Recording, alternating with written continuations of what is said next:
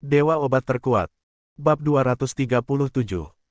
Ye Qiansui tidak menyangka bahwa situasi seperti itu akan muncul pada saat kritis. Direktur Departemen Litbang, yang mengendalikan sejumlah besar data penelitian dan merupakan orang paling penting di Departemen Pengembangan, akan mengundurkan diri saat ini. Di mana dia sekarang? Dia bertanya. Masih di lembaga penelitian, bilang aku harus berdiri untuk shift terakhir. Xiao Zhao juga sedikit cemas. Hal ini sangat mengejutkan. Direktur Departemen Litbang, bernama Fang Han, telah berada di sana sejak Tuan Yeshan, dan dia telah membesarkannya sepanjang waktu. Pengunduran diri yang tiba-tiba saat ini bahkan mungkin membuat orang sedikit marah. Ye Qiansui tidak begitu percaya bahwa karyawan lama yang mengikuti kakeknya untuk membangun keluarga Ye tidak akan mengkhianati keluarga Ye di saat kritis seperti ini. Dia benar-benar tidak percaya, pasti ada alasan lain. Lin Yi, sesuatu terjadi di lembaga penelitian. Kamu tidak perlu datang menjemputku. Pulanglah dulu. Ye Qiansui menelepon Lin Yi dan menutup telepon setelah berbicara. Dia meminta Xiao Zhao untuk mengatur mobil dan segera pergi ke lembaga penelitian Ye. Prioritas utamanya adalah mencari tahu seperti apa situasinya. Dia tidak percaya Fang Han akan meninggalkan keluarga Ye pada saat kritis seperti itu. Xiao Zhao segera memberangkatkan mobil dan menuju ke lembaga penelitian Ye bersama Ye Qiansui. Produk-produk utama Ye Group, termasuk obat-obatan dan beberapa obat-obatan Tiongkok yang merupakan produk perawatan kesehatan, terus diformulasikan dari lembaga penelitian ini, diverifikasi melalui banyak pengujian, dan baru diluncurkan ke pasar setelah mendapat persetujuan dari departemen terkait. Dapat dikatakan bahwa lembaga penelitian ini adalah tempat paling inti dari keluarga Ye. Alasan mengapa Ye Qiansui mempercayai Fang Han untuk mengelola lembaga penelitian adalah karena dia percaya bahwa perasaannya terhadap Ye tidak boleh diremehkan. Tuan Ye, jika Direktur Fang mengundurkan diri, apakah produk baru dapat dirilis tepat waktu akan menjadi masalah? Siapa yang dapat mengambil alih posisi ini di masa depan? Xiao Zhao berkata dengan cemas. Fang Han masih sangat muda, dan Ye Qiansui tidak pernah mempertimbangkan untuk menggantikannya. Bahkan jika dia ingin melatih penerusnya, itu masih membutuhkan setidaknya 10 tahun. Sekarang dia tiba-tiba ingin mengundurkan diri. Tiba-tiba saja hati Ye Qiansui tersentak, dan dia menyadari bahwa sebagai Presiden Ye, dia masih belum mempertimbangkan semuanya dengan cukup hati-hati. Dia membawa terlalu banyak emosi pribadi. Bahkan jika dia mempercayai Fang Han lagi, dia pasti tidak akan mengkhianati Ye. Namun, kecelakaan tidak bisa dihindari dalam hidup. Ye Qiansui menarik napas dalam-dalam dan mengingatkan dirinya sendiri bahwa untuk menjadi lebih kuat di masa depan, Ye Qiansui tidak akan mentolerir kesalahan apapun dan harus selalu memiliki rencana darurat kedua. Pahami dulu situasinya sebelum berbicara. Dia mengerutkan kening dan berkata, saya percaya Fang Han, perasaannya terhadap kakek saya tidak akan berubah.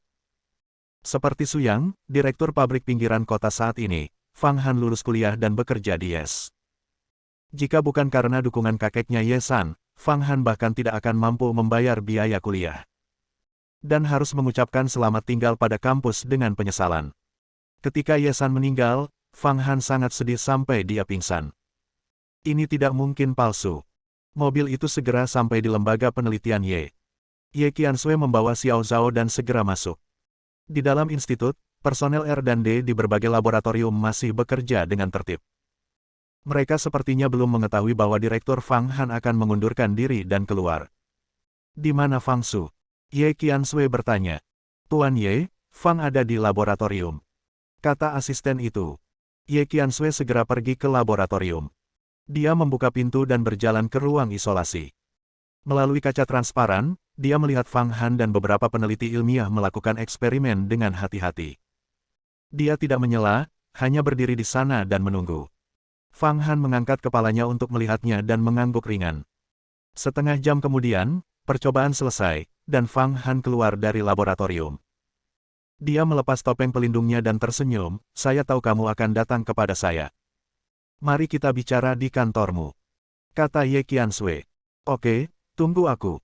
Fang Han pergi berganti pakaian, mendisinfeksi seluruh tubuhnya, dan membawa Ye Qiansui ke kantornya.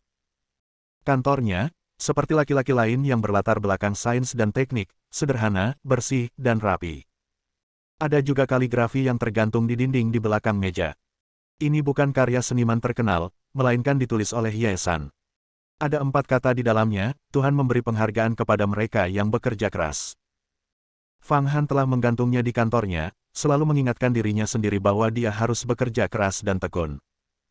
Aku tahu keputusan ini mengejutkanmu, tapi aku benar-benar tidak punya pilihan. Fang Han menuangkan segelas air untuk Ye Qiansui, yang bisa saya katakan adalah saya tidak mengkhianati Ye, dan saya tidak akan mengkhianati Ye. Saya tidak akan pernah bisa membalas kebaikan Tuan Yeshan kepada saya dalam hidup ini, tapi saya memiliki rahasia yang tak terkatakan. Saya harap Anda bisa mengerti. Kakekku membantumu bukan karena dia ingin kamu membalasnya, kata Ye Qiansui. Dia memegang gelas air dengan kedua tangannya dan memandang Fang Han, aku tidak akan menghentikanmu. Jika perkembanganmu lebih baik, kamu bisa pergi dan aku akan memberkatimu. Aku hanya ingin tahu alasannya. Dia berkata dengan serius, itu adalah sesuatu yang tidak saya lakukan dengan baik. Jika demikian, meskipun saya tidak dapat mempertahankan Anda, saya dapat mengubahnya di masa depan dan mempertahankan direktur berikutnya. Ye Qiansui tidak mempertanyakan atau dengan marah menuduh Fang Han. Karena dia mengenal Fang Han, sangat mustahil baginya untuk mengkhianati keluarga Ye. Bahkan jika keluarga Ye hancur sampai hari terakhir, dia dan Su yang pasti adalah dua orang yang masih bersamanya. Aku harap kamu baik-baik saja.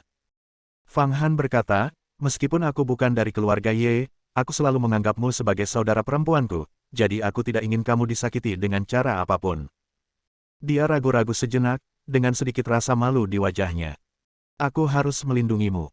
Jantung Ye Qiansui berdebar kencang. Seseorang mengancammu. Fang Han tertawa dan sedikit mengangguk. Bukan hanya ancaman, tapi alasan. Dia mengulurkan 3 jari, 20 juta. Orang itu bilang dia akan memberi saya 20 juta, selama saya keluar dari Yes. Kalau tidak, saya bisa pergi ke perusahaan manapun. Apakah menurut Anda harga ini sangat menarik? Ye Qiansui tidak berkata apa-apa. Gaji tahunan Fang Han tidak sedikit, mencapai jutaan, dan ada juga dividen saham. Bahkan dibandingkan dengan beberapa eksekutif senior, penghasilannya tidak sedikit. Baginya, 20 juta tidak lebih dari angka di kartu banknya yang sedikit diubah. Dia hanya ingin melindungi dirinya sendiri. Bagaimana jika kamu tidak meninggalkan keluarga Ye? Ye Qiansui bertanya. Wajah Fang Han sedikit berubah, dan jari-jari yang memegang gelas air menjadi kaku. Dia menggerakkan bibirnya dan menatap Ye Qiansui. Maka mereka akan menghancurkanmu bagaimanapun caranya. Fang Han menggelengkan kepalanya, saya tidak bisa membiarkan apapun terjadi pada Anda. Jika sesuatu terjadi pada Anda karena saya, bagaimana saya akan menjelaskannya kepada Tuan Yeshan? Dia tersenyum pahit. Dia belum pernah mengalami hal seperti itu sebelumnya. Seseorang benar-benar mengancamnya dengan keselamatan Ye Qiansui dan memintanya untuk meninggalkan keluarga Ye. Tinggalkan keluarga Ye. Baginya, hal itu tampak sangat sederhana, tetapi pada saat yang sama tampak sangat sulit. Aku penasaran, siapa yang berani menghancurkan Qiansui dengan cara apapun? Pintu kantor tiba-tiba terbuka. Lin Yi masuk dan melirik ke arah Fang Han, siapapun di dunia ini yang ingin menyakiti Qiansui, saya akan mengirimnya menemui penguasa neraka. Bab 238. Melihat Lin Yi, Fang Han terkejut. Tentu saja dia mengenali Lin Yi. 6 tahun lalu, Lin Yi ditangkap dan dikirim ke penjara karena mengkhianati rahasia dagang Ye.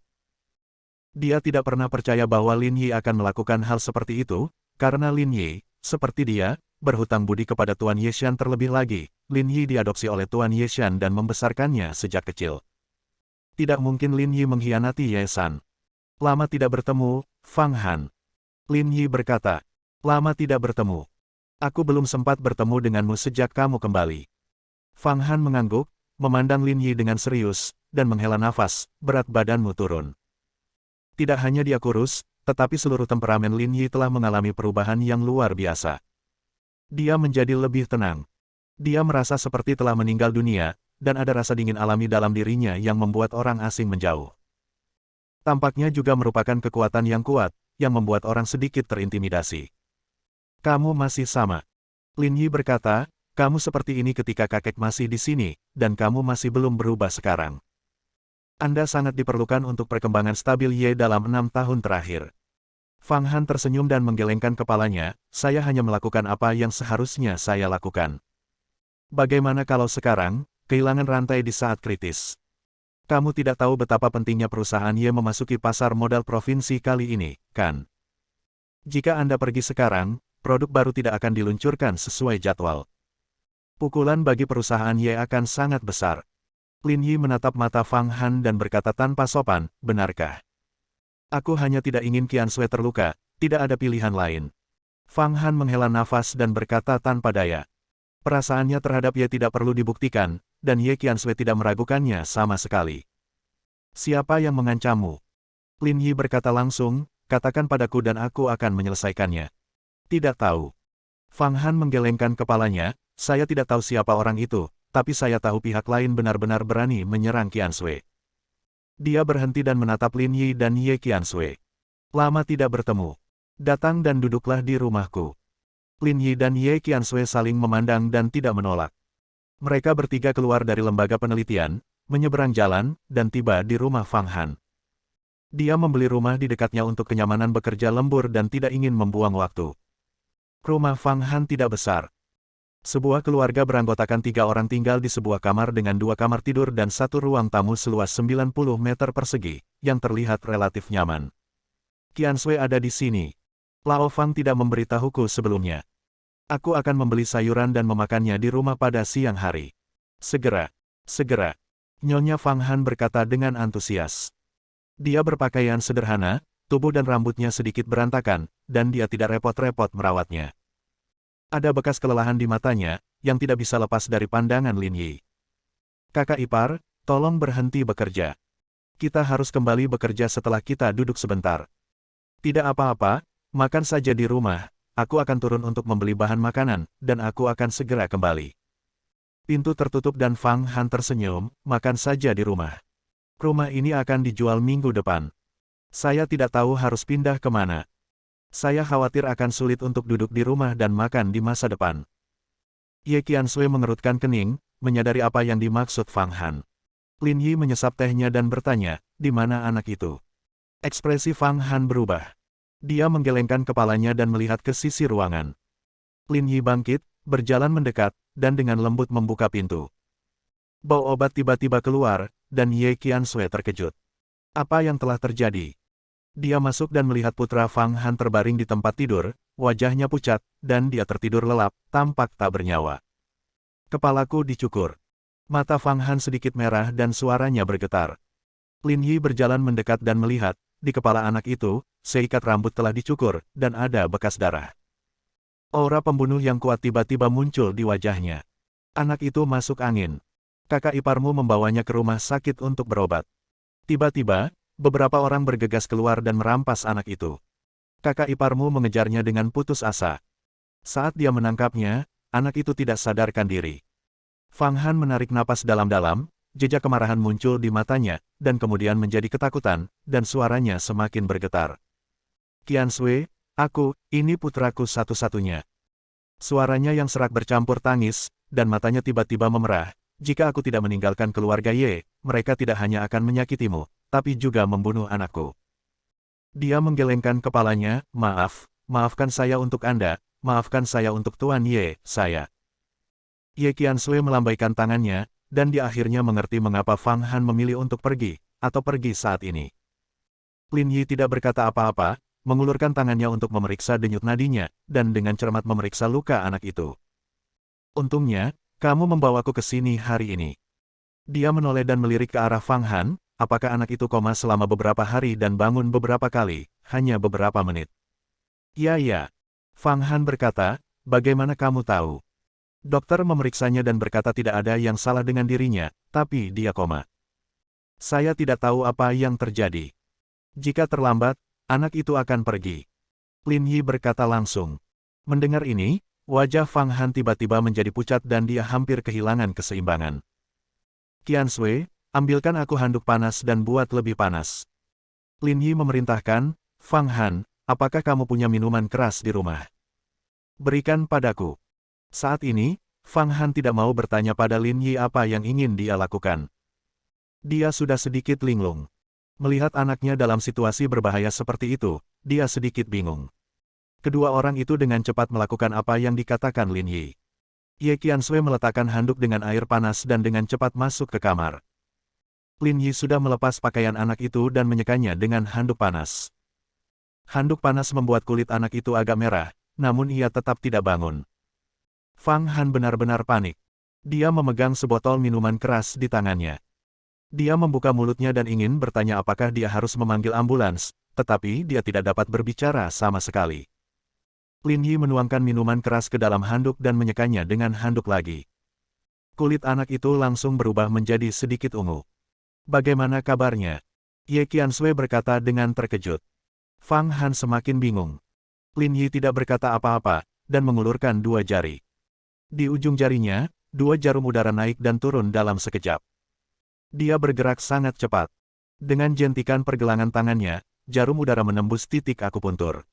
Ye Qianshui dan Fang Han tidak melihatnya sama sekali. Mereka hanya merasa Lin Yi sedang memberi isyarat dengan jarinya. 19 jarum ditusukkan ke dalam titik akupuntur. Setelah beberapa saat, warna ungu perlahan menyebar di area yang berpusat di sekitar mata jarum. Tak lama kemudian, kulit tubuh anak itu kembali berwarna. Lin Yi terus memantau denyut nadinya, mengetukkan jari-jarinya dengan ringan, mengamati perubahan halus pada tubuh anak itu. Itu dia. Setelah beberapa saat, Lin Yi menarik tangannya dan memandang Fang Han. Jangan khawatir, ini adalah berkah tersembunyi. Fang Han tidak mengerti apa yang sedang terjadi. Lin Yi menutupi anak itu dengan selimut, melambaikan tangannya, dan meminta mereka berdua keluar. Anak itu akan segera bangun, jadi biarkan dia tidur sebentar. Anak itu sudah lama sakit. Bukan pilek. Dokter biasa bahkan alat pun tidak bisa mendeteksinya. Dia duduk, minum secangkir teh, dan berkata dengan tenang, kali ini kepalaku dicukur, tapi lukanya terlihat. Jadi menurutku, ini adalah berkah tersembunyi. Anak itu sekarang. Fang Han bertanya dengan cemas. Kamu akan bangun setengah jam lagi. Lin Yi melihat ke waktu dan berkata, tepat saat makan siang. Bersambung.